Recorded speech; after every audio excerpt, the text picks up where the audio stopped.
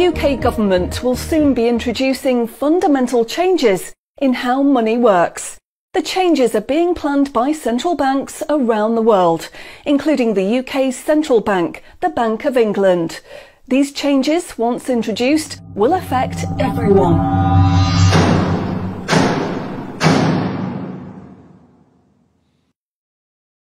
So what are these changes really about? The changes being proposed will mean that you will no longer have full control over your spending. In fact, what they are planning is the replacement of money with something which is fundamentally different. Therefore, it's not just cash they want to remove from the economy, it is money itself. Pay attention, because if the new monetary system is allowed to happen, it will be very difficult to reverse, and could mark the beginning of the end of human freedom. In order to explain the changes that are being planned right now for your tomorrow, let's explain a little bit about how your money works today. Let's imagine that John decides to buy his daughter a birthday present from Argos. He chooses the product he wants, then pays £50 using his debit card. You might think that £50 is immediately transferred from John's bank account to Argos's bank account. But this is not what happens. A record is created showing that John's bank owes Argos's bank £50, and John's account will even show that the money has left his account, but the actual transfer of funds does not occur at the time of purchase. John's £50 purchase is one of about 50 million UK transactions that occur every day, and although in each case the account may show that the money has been transferred, the actual movement of funds between the banks only occurs once every day. Every 24 hours, all the payments made to and from each of the UK's 300 plus registered banks are added up to determine how much each bank owes the others. The Bank of England, which is the central bank that all other banks in the system are connected with, derives the total amount that each bank owes and is owed for that day. The Bank of England then intermediates and exchanges funds between all the other banks.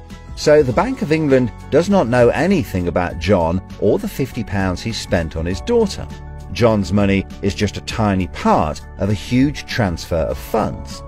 This means that the only organisation that can see what John does with his money is his own bank. The central bank cannot see what John spends his money on, or when he spends it, and John's bank is under an obligation not to share details of his spending with anyone. This means that, rightly, there is a good degree of anonymity and privacy over what John decides to spend his money on. This, in turn, means that a government or central authority, such as the Bank of England, cannot directly restrict John when he uses his debit card, because it has no visibility of what John is doing with his money. If John had paid for the present with £50 of cash, then the purchase would be completely anonymous. Nobody, including John's bank, would know what he had spent his money on. So cash transactions are truly anonymous, and debit card transactions have a high degree of anonymity because only your bank can know about them. So what is this new system? The name of the new system is called Central Bank Digital Currency, or CBDC. It sometimes has other names, such as smart money. Here's how it works. Let's imagine that John, again, decides to buy his daughter a birthday present from Argos. His mobile phone has a smart money wallet or app on it, from which he pays £50 for the product. The app communicates directly with the central bank, the Bank of England, and the money is transferred from his digital wallet to Argos's digital wallet in less than a second. The transfer of funds occurs at the time of purchase, and the transaction is recorded and approved by a centralized computer system on a centralized blockchain. A blockchain is a special computer program that records information very reliably and cannot be amended. The centralized computer system runs continuously and can deal with hundreds of transactions per second as they occur throughout the entire economy. processing all of the public's purchases being made by millions of digital wallets. This sounds fantastic and is so much quicker and simpler than the old system. But there is a fundamental difference, which is that all transactions are centralized in real time as they happen. In other words, one system will be able to know about every single digital transaction in the economy as the transactions occur. This is the critical difference with the new digital monetary system that everyone needs to be aware of. All transactions are centralized in real time as they happen. The people who are planning this new system have made it clear that it would be useful, in their eyes, to use artificial intelligence algorithms in real time to block certain public transactions for a range of different reasons. So, what does this mean for John? Let's just say there is another lockdown and the government want to stop the public moving about the country. With this new system, they could introduce a simple change. That would mean John's wallet would only work if he was located within a certain distance of his own home. Argos is 2 miles from John's house, and he decides to go and buy his daughter a birthday present. He attempts to pay £50 for the product with the app. The app communicates directly with the Bank of England's computer system, and the system rejects John's payment before it is made, because the system knows that John is 2 miles from his own home, and John's wallet has been limited to spending within just 1 mile. John cannot now buy anything unless he moves closer to his own home. His money is now useless if he wants to go anywhere. Why doesn't John just use cash? That would be a good solution for John as long as cash is still in use. So how might this new system be introduced? The Prime Minister called an emergency meeting today to discuss the unprecedented slide into economic recession in the UK and global economies. Inflation is out of control, and high interest rates are causing thousands of house repossessions. All cash points and over-the-counter cash services are now frozen, and millions of people face losing their life savings as a number of high street banks are declared insolvent.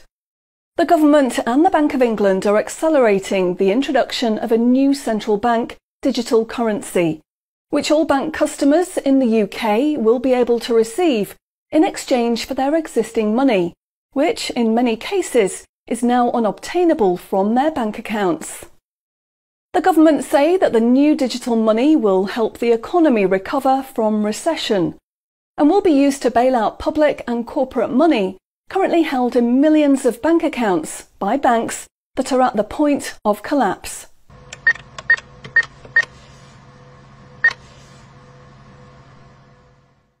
It says cash unobtainable from this account. It's frozen our money. Bleeding hell, John. How much have we got in the house? We've only got £120, and when that's gone, nothing. I don't believe it. The bank's frozen our money. We've got £25,000 in that account, and no way of getting it back. Download your central bank CBDC wallet app today and get bonus digital pounds free. If you exchange your existing bank funds into your digital currency wallet now, you will receive free digital pounds for each account you exchange. You can then spend from your digital wallet by using your phone app, exactly like a debit card. Download the free app now from the UK government website or the App Store. John, we need to download the digital wallet thing. See if we can transfer it in. We've got no other option, love. Wow, it's transferred, and it's given us some bonus money. I can't believe it. How do you know it's worked? It's worked, love. Everyone's using this money now. Right, I'm off down Tesco to try it out. Sorted. Recent figures show that the public's use of cash has halved in the last 12 months. Experts say this is due to the success and sheer convenience of the new CBDC digital money. The government has announced that all cash will be phased out completely over the next 3 years. I can't remember the last time I used cash. It seems so cumbersome and old-fashioned, fiddling about with coins every time you want to buy something. It's much easier now.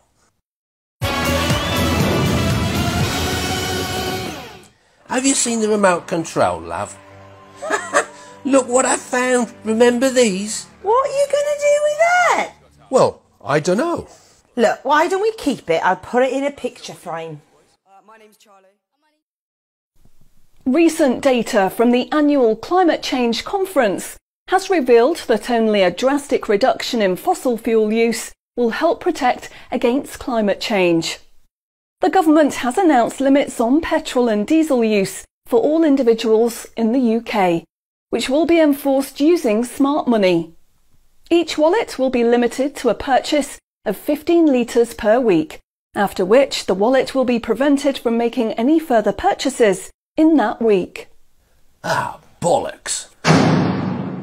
Growing concerns over obesity and bad health will be tackled using the Smart Money network. The government proposes to limit the total number of sugary foods that each digital wallet can purchase in any given month. What? Experts say that the new pandemic, which is 10 times more contagious and deadly than coronavirus, can only be defeated by minimising all human contact and staying home as much as possible. In order to enforce this, all digital wallets will only work within 1 mile of the address at which they are registered. Shopping times will be staggered so that you can only make purchases for a 2-hour period each day. All non-essential item purchases will be rejected. Jesus Christ. The government, in a move to stimulate growth in the economy, is trying to ensure that all benefit money paid out to the public is spent within an appropriate time period. From the 1st of August, all benefit payments, including the new social credits, should be spent within 2 months of receiving them. Benefit money will expire and be of no use if it is not spent within the 2-month period. Blimey, they're putting a shelf life on money. Vaccination uptake for the latest pandemic is now at 95%. Anyone who has not been vaccinated will have restrictions placed on their wallets. For the 5% unvaccinated, spending will only be allowed at certain times and within 1 mile of home. Certain goods, such as alcohol, travel tickets and restaurant purchases, will not be available for those who have not been vaccinated, and their digital wallets will not work outside of the UK. Wow. Concerns are growing over people who grow and supply their own food outside of government-approved companies. The government will be restricting the purchase of all seeds and other farming products for anyone that is not a registered farmer. What are they doing that for? The government is trying to reduce the amount of red meat people eat in their diet for environmental and health reasons. Digital wallets will only be allowed to purchase 8 ounces of red meat per week. How much is 8 ounces? In order to protect the environment, the government is introducing limitations on the amount each wallet will be able to spend on the following products: aerosol cans, single-use plastics, coal, meat, chocolate, fish and coffee. What about fags? In a move to encourage good behaviour, the government is awarding digital currency direct to your wallet if you report on anyone breaking lockdown rules or report on individuals expressing extremist views. Anyone deemed to be expressing extremist views may in turn have restrictions placed on their wallets. What's that mean, extremist views? If you give up your cash, you will give up freedom for yourself, and you will give up the freedom of generations to come. It's not the convenience of the new money that is important. What is important is the fact that centralized administration of smart money could be used to control every aspect of your life. Say yes to keeping cash and say no to centrally controlled smart money. What they are going to propose is not money, it is a social control system. Please spread this message.